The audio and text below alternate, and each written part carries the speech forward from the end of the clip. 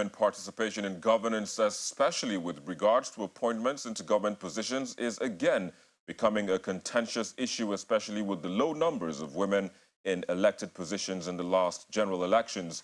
The Deputy Secretary General of the United Nations, Mrs. Amina Mohammed, is hoping that the balance required to ensure women are not excluded from governance in the Tinubu administration is created by the president.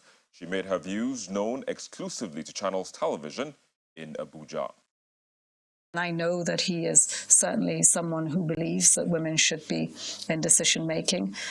He has supported the First Lady to do so for over 12 years in the Senate. So at least he has stood up to supporting women.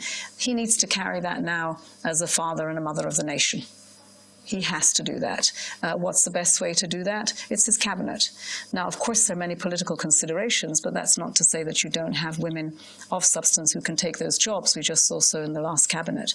So I think that that's one message that he could give to the nation, putting women in good sectors and ministries that can perform. Women deliver, they absolutely do, and it's more than babies, by the way. They deliver on policy, they deliver on programs, and so therefore they deliver on the economy. I think he can also speak to many of other government and state government and businesses that we need to see more women in decision making. So really be a champion for women, and that maybe the political process didn't quite work because it's a work in progress, but at least with what he can do, he should.